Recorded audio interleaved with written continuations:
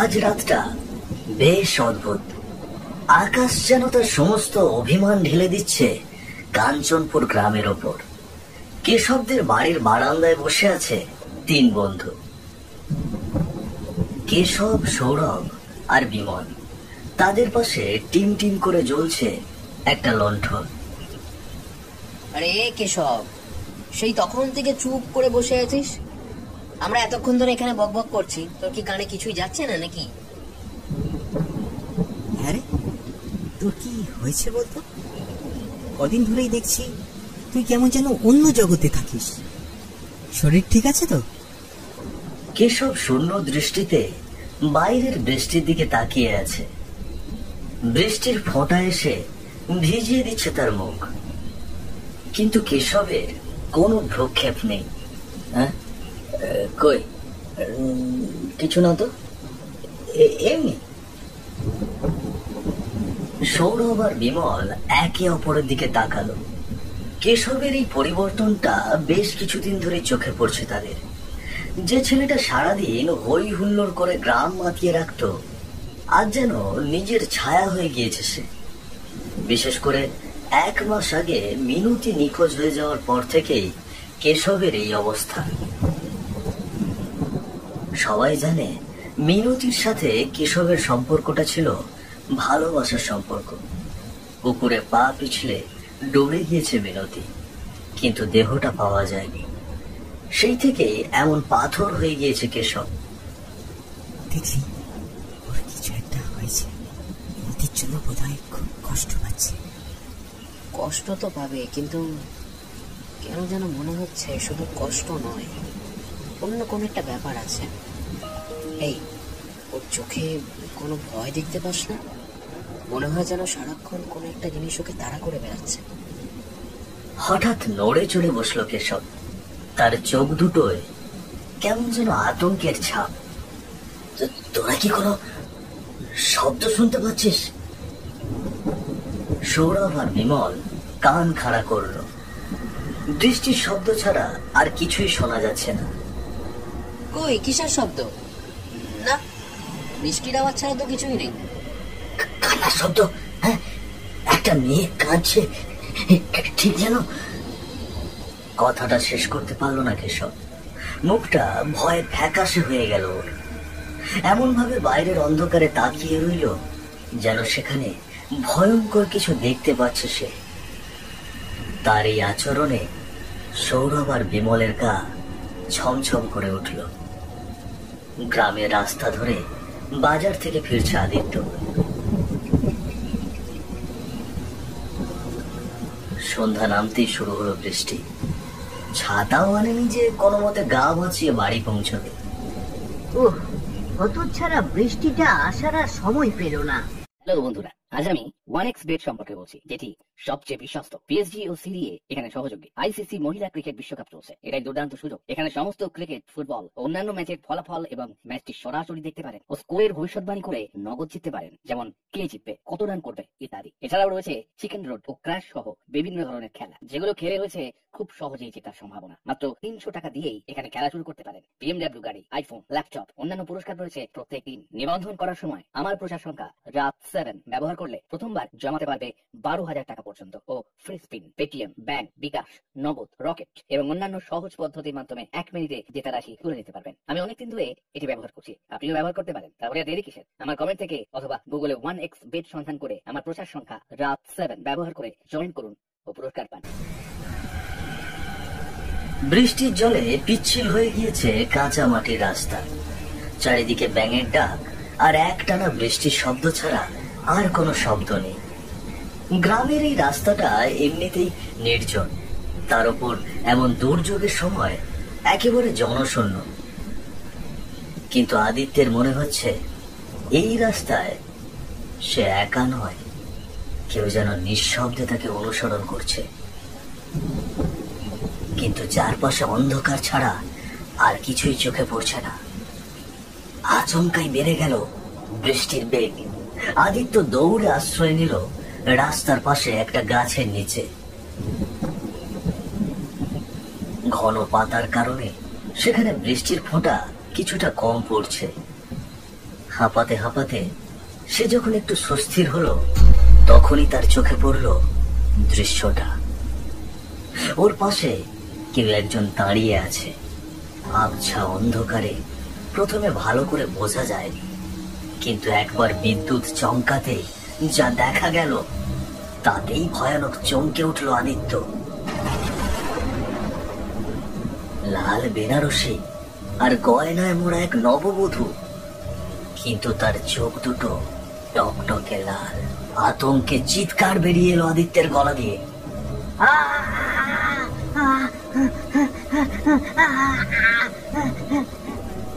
দিক বিদিক জ্ঞান শূন্য হয়ে দৌড় দিল আদিত্য। এক দৌড়ে চলে এলো বাজারের চায়ের দোকানে।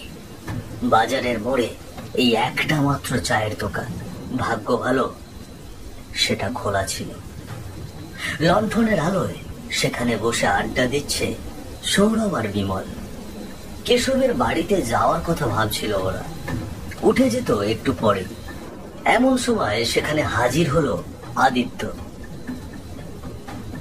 কিরে আদিত্য, আরে কি হলো, তুই এইভাবে দৌড়ে এলি কেন? তোর চোখ মুখ এমন কেন? এই কি হয়েছে? আদিত্য এখনো নিজেকে সামলে নিতে পারেনি। তার মুখ দিয়ে কথা বের হতে চাইছে না। কি হয়েছে বল না। তোকে দেখে মনে হচ্ছে ভূত দেখেছিস। সারা গা জলে ভিজে, এ কি অবস্থা তোর? একটু পরে আদিত্য কিছুটা ধাতস্থ হল। তখনও ভয়ে শিরশির করছে ওর শরীর।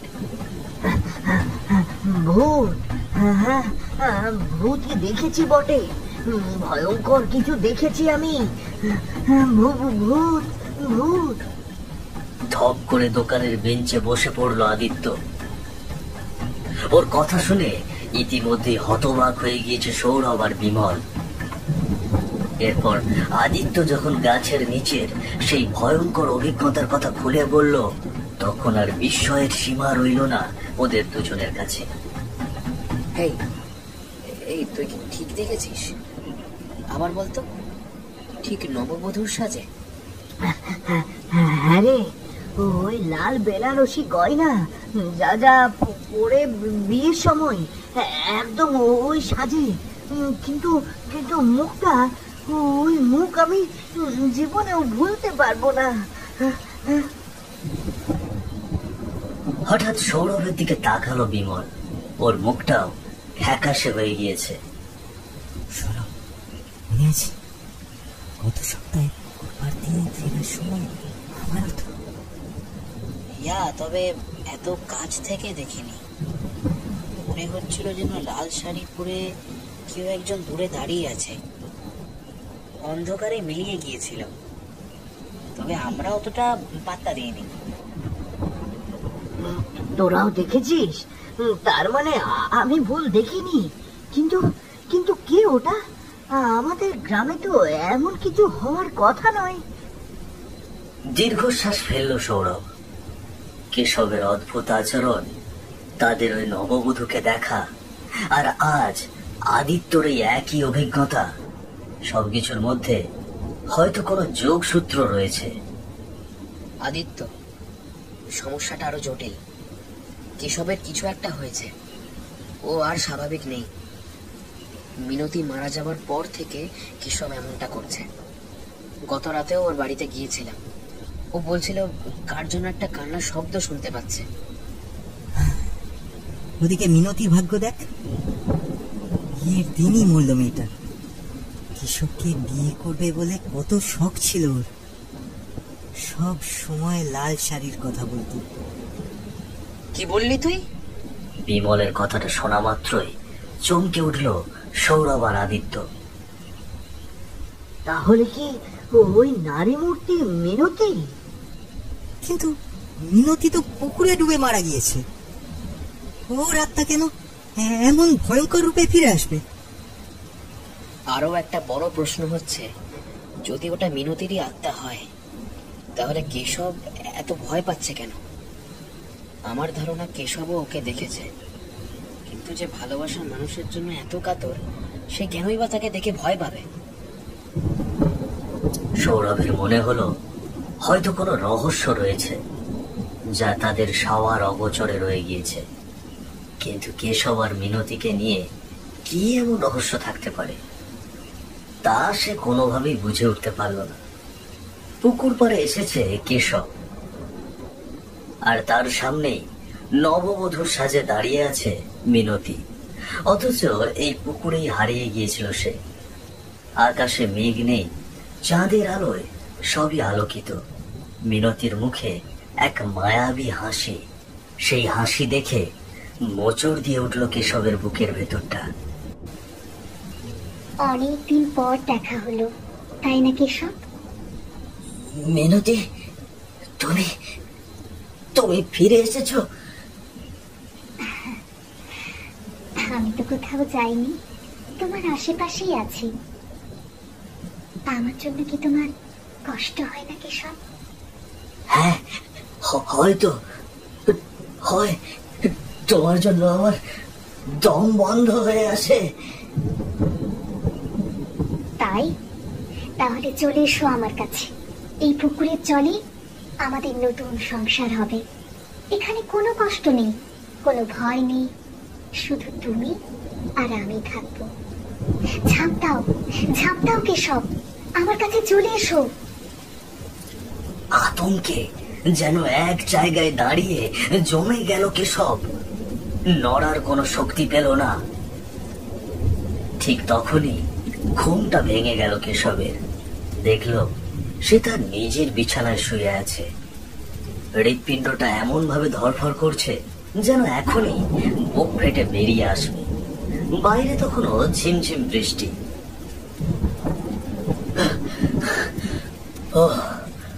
ওটা তার মানে স্বপ্ন ছিল, দুঃস্বপ্ন।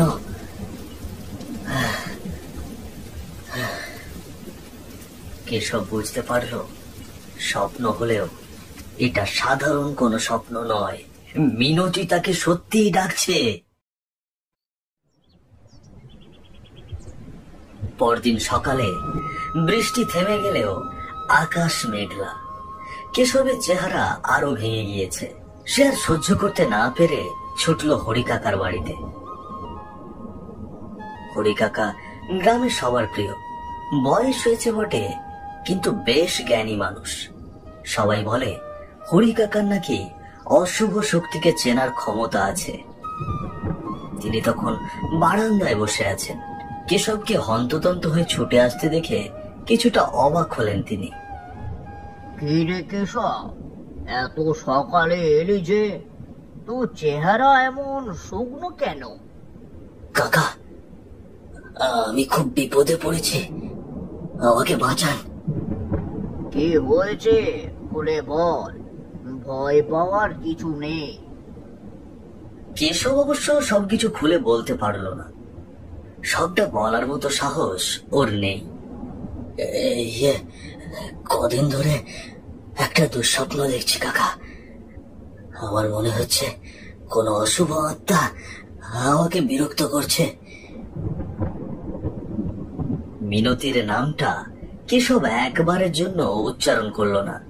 ওর মনে ভয়, যদি সত্যিটা বেরিয়ে আসে তাহলে আর কেউ ওকে বাঁচাবে না। হরিকাকা কিছুক্ষণ কেশবের মুখের দিকে তাকিয়ে রইলেন। তার অভিজ্ঞ চোখ দিয়ে হয়তো অনেক কিছুই আঁচ করতে পারছিলেন তিনি। তোর কথা শুনে তো ভালো মনে হচ্ছে না। হয়তো সত্যি অশুভ কিছু ছায়া পড়েছে তোর উপর। আমি আজ রাতে তোর বাড়িতে যাব, দেখি কি করা যায়। তবে একটা কথা মনে রাখিস কেশব, সত্য কখনো চাপা থাকে না। পাপ করলে তার ফল কিন্তু ভুগতেই হয়। হরিকাকার শেষ কথাটা তীরের মতো এসে বিঁধল কেশবের বুকে। তিনি হঠাৎ কেন এমন কথা বললেন তা কোনোভাবেই বুঝে উঠতে পারল না কেশব। সেদিন রাতে ঘুমানোর প্রস্তুতি নিচ্ছিলেন হরিকাকা। বাইরে ঝোড়ো হাওয়া আর বৃষ্টির দাপট। মাত্র বিছানায় বসেছেন তিনি, এমন সময় হঠাৎ করে তার সামনে হাজির হলো এক নারী মূর্তি, তাও আবার নববধূর সাজে দাঁড়িয়ে। ওটা আর কেউ নয়, মিনতি। হরিকাকা প্রথমে চমকে উঠলেন বটে, কিন্তু ভয় পেলেন না। গ্রামের অনেকের ইশারা ইঙ্গিতে তিনি বেশ বুঝতে পারছিলেন গ্রামে কোনো এক আত্মা নববধূর সাজে ঘুরে বেড়াচ্ছে, আর সেটা মিনতি হওয়ার সম্ভাবনাই বেশি। তবুও তিনি না জানার ভান করলেন। কে তুমি মা? কে চাও আমার কাছে? কাকা, কাকা আমি মিনতি, কাঞ্চনপুর গ্রামের অভাগী মিনতি। আপনি যাকে বাঁচাতে যাচ্ছেন সেই কেশবী আমার হত্যাকারী। এবার সত্যি স্তম্ভিত হয়ে গেলেন হরিকাকা। এমন কথা শুনতে তিনি প্রস্তুত ছিলেন না। এসব কিন্তু সে তো তোমাকে ভালোবাসতো। ভালোবাসা? ওটা ভালোবাসা ছিল না, ওটা ছিল অভিনয়। ও আমাকে নয়, অন্য মেয়েকে ভালোবাসত। আমি ওদের সম্পর্কের কথা জেনে ফেলেছিলাম, তাই বিয়ের দিন ও আমাকে ওই পুকুর পাড়ে ডেকে নিয়ে যায়। আমি ভেবেছিলাম ও হয়তো ওর ভুল বুঝতে পেরেছে, কিন্তু কেশব আমাকে ধাক্কা দিয়ে পুকুরের জলে ফেলে দিল। আমি কতবার মাজার জন্য আকুতি করেছিলাম, কিন্তু দাঁড়িয়ে দাঁড়িয়ে দেখছিল আমার মৃত্যু। কথাগুলো শুনে শরীর শিউরে উঠল হরিকাকা। কেশব এত বড় বিশ্বাসঘাতক হতে পারে তা তিনি কখনো কল্পনাই করতে পারেননি। আপনি ওকে বাঁচাবেন না কাকা, আপনি ওকে বাঁচাবেন না। ও শাস্তি পাওয়ার যোগ্য। আমি শুধু আমার ভালোবাসার দাম চেয়েছি, আর কেশব আমাকে মৃত্যু উপহার দিয়েছে। আমি ওর জীবন নিয়ে ছাড়ব। আপনি এর মধ্যে আসবেন না, আপনি এর মধ্যে আসবেন না কাকা। কথাগুলো শেষ করে মিনতির অবয়বটা ধীরে ধীরে মিলিয়ে গেল বাতাসে। হরিকাকা স্তব্ধ হয়ে বসে রইলেন। তিনি বুঝতে পারলেন তাদের দুজনের মধ্যে হস্তক্ষেপ করবার অধিকার তার নেই। কেশবের বাড়িতে আজ রাতে কেউই নেই। বাবা মা এক আত্মীয়ের বাড়ি গিয়েছে। ঝড়ের রাত, চারিদিকে ঘুটঘুটে অন্ধকার। খাটের ওপর জড়সড় হয়ে বসে আছে কেশব।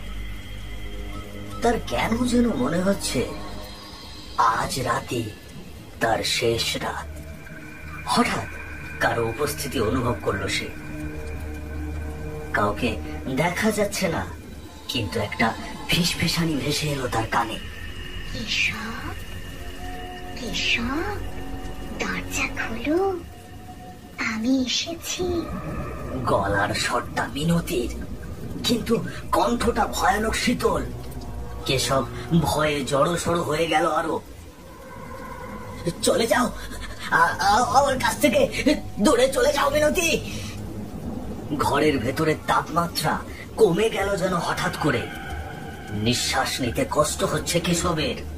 সে দেখল ঘরের ভেতরে ওর সামনে হাজির হয়েছে মিনতি। তার গায়ে এখনো নববধূর সাজ, চোখে হিম শীতল দৃষ্টি। কি ভয় লাগছে? এত ভয় কেন আমাকে? আমি তো শুধু আমার অধিকার নিতে এসেছি। তুমি তো আমাকে কথা দিয়েছিলে একসাথে বাঁচবো, একসাথে মরবো। কথা রাখবে না? কি হলো, কথা রাখবে না কেশব? পালানোর চেষ্টা করলো কেশব, কিন্তু ওর দুটো পা যেন সমস্ত শক্তি হারিয়ে ফেলেছে। মিনতি এগিয়ে এলো ওর দিকে, ঠান্ডা হাত দিয়ে চেপে ধরলো কেশবের গলা। অন্ধকার হয়ে গেল কেশবের চোখের সামনে সবকিছু।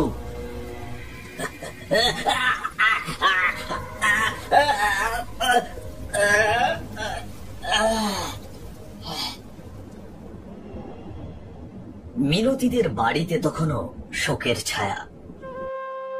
1 মাস হয়ে গেলেও মেয়ে হারানোর কষ্ট একটুকুও কমেনি। মিনতির মা প্রায়ই মেয়েটার কথা ভেবে মন মরা হয়ে থাকেন। বাবার 2 চোখেও থাকে শূন্য দৃষ্টি। আজও বিশ্বাস হয় না গো যে আমাদের মিনতি আর নেই। মেয়েটা কত স্বপ্ন দেখত, কেশবকে বিয়ে করে নতুন সংসার পাতবে। কত শখ করে লাল বেনারসিটা কিনেছিল। যা হওয়ার তা তো হয়ে গিয়েছে, এখন আর এসব ভেবে কি হবে? মেয়েটার কপালে হয়তো এইটুকুই লেখা ছিল। কিন্তু কিন্তু আমার মন যে মানে না গো। আমার আমার মেয়েটা কিছুতেই পা পিছলে জলে ডুবে মরতে পারে না। ও তো বরাবরই জলে ভয় পেত। ও পুকুরের অত কাছে যেতই না। নিশ্চয়ই অন্য কিছু হয়েছে জানো। মেয়ের শোকে অসহায় হয়ে বিলাপ করছে দুজন, কিন্তু তারা জানে না তাদের মেয়ের আত্মা তার হত্যার প্রতিশোধ নিয়েছে ইতিমধ্যেই। কিন্তু আসল সত্যিটা তখনও পর্দার আড়ালে। ভর দুপুরবেলা মিনতিদের বাড়ির উঠানে এসে দাঁড়ালো একটি মেয়ে। ইতস্তত ভঙ্গিতে ডাকতে শুরু করলো মিনতির মা বাবাকে। মাসিমা, মেসোমশাই। পরিচিত কণ্ঠটা শুনতেই বাইরে বেরিয়ে এলেন মিনতির বাবা মা দুজনে। কেননা মেয়েটা মিনতির সবচেয়ে কাছের বান্ধবী মল্লিকা। মিনতি নিখোঁজ হয়ে যাওয়ার পর থেকেই গ্রাম ছেড়ে চলে গিয়েছিল সে। আজ হঠাৎ তাকে দেখে অবাক হলেন মিনতির বাবা মা। কি মল্লিকা, তুই এতদিন কোথায় ছিলি? আমি সব জানি মাসিমা। আমি জানি মিনতির সাথে কি হয়েছিল। মল্লিকার কথা শুনে চমকে উঠল দুজনে। কেশব মারা গিয়েছে? আপনারা শুনেছেন? কি বলছিস? কি হয়েছিল কেশবের? কেশব ওর ঘরে মরে পড়েছিল। কিভাবে কি হয়েছে তা কেউ জানে না। আরে ছেলেটা আমার মিনতির শোকে শেষ হয়ে গেল। না, ওটা শোক নয়, ওটা পাপের শাস্তি। মিনতির আত্মা ওকে শাস্তি দিয়েছে। চমকে উঠল মিনতির বাবা মা। মল্লিকার কথা কিছুই বুঝতে পারছে না তারা। মল্লিকা এবার ধীরে ধীরে সেই ভয়ঙ্কর সত্যিটা প্রকাশ করলো ওদের সামনে। দোষটা আমারও ছিল মাসিমা। কেশব আমাকে ভালোবেসে ফেলেছিল। ও মিনতিকে ব্যবহার করেছিল শুধু। আমি প্রথমে বুঝতে পারিনি। যেদিন বুঝতে পারলাম সেদিন আমি কেশবকে বললাম এসব যেন ভুলেও চিন্তা না করে। মিনতিকে ঠকিয়ে আমি সুখী হতে পারবো না। কিন্তু কেশব আমার কোনো কথা শোনেনি। ও আমাকে পাওয়ার জন্য পাগল হয়ে গিয়েছিল। এসব তুই কি বলছিস মল্লিকা?